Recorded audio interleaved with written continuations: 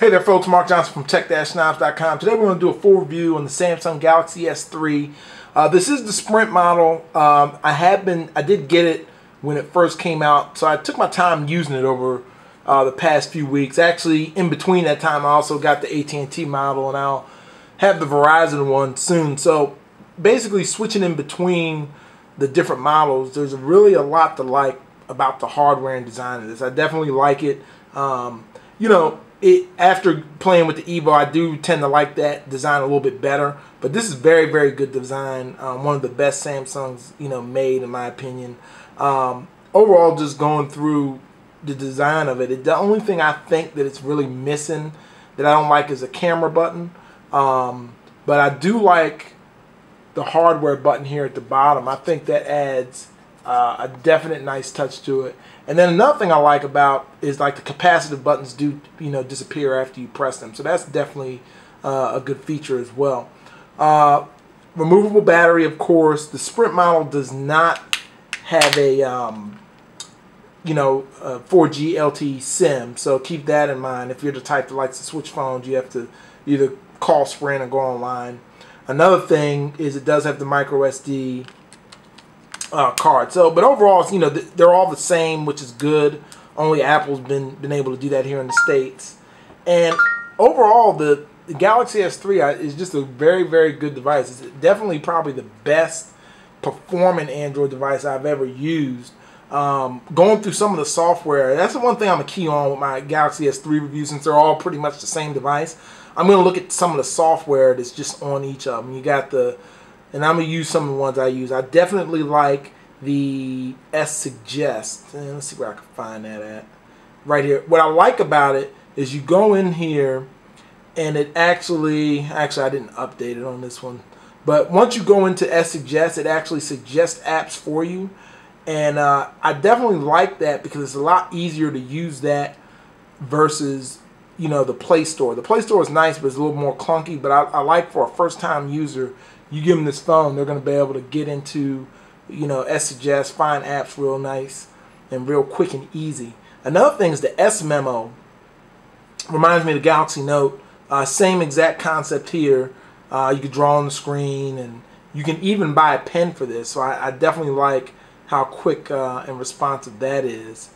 And last but not least, I'll touch on in this one is the S Voice, which is, of course, you double tap and it will, what can I say?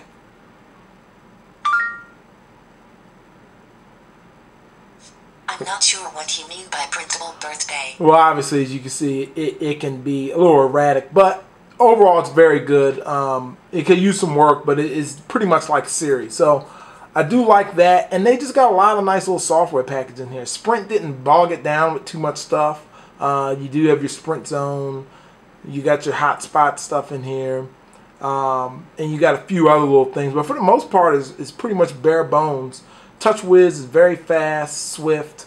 Definitely one of the best performing TouchWiz I've used, and I just like it. I mean, like I said, it's a very user-friendly phone. Something I can't say about whether it be the Nexus. If I want, especially recommend it to a new user that wants to spend $200. I think this is much easier to use, and it's very fast overall. So keep that in mind when looking at this device. Another thing on it, the camera. Let's go into that real quick. Camera is very nice on here. It uses the same sensor as the iPhone, and it's just very good. You get your autofocus there. That turns out nice. And you just have a lot of options in here. I mean, I click on this, shooting mode, scene mode. I mean, look at all these options in there. I mean, it's just crazy. So I definitely like that. Only the HTC One X pretty much compares, I would say. But you got smile shots. It will take pictures when you smile automatically. Beauty. So very, very good buddy photo share if you're close to another phone, and it will automatically share pictures. So a lot of cool features, with the phone overall. So definitely overall, Samsung Galaxy S3. If you're on Sprint, it's really only become between this device and HTC Evo 4G LTE. These are the only two, as far as high end right now to get. obviously, if you're in an area with 4G LTE, that makes all the difference in the world, because my main gripe with this one, and honestly, it caused me not to use the Sprint model as much, is the fact that the data speeds are rather unbearable.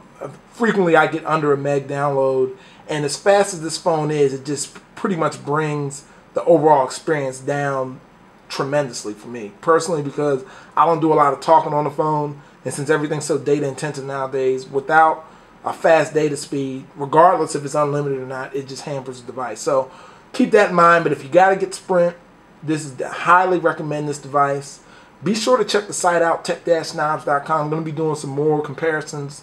I'm going to bring the AT&T model in, the Verizon model, and I may still get the T-Mobile one, but I'm holding off on that one for the moment. So we'll see what happens there. Thanks for watching. Take care.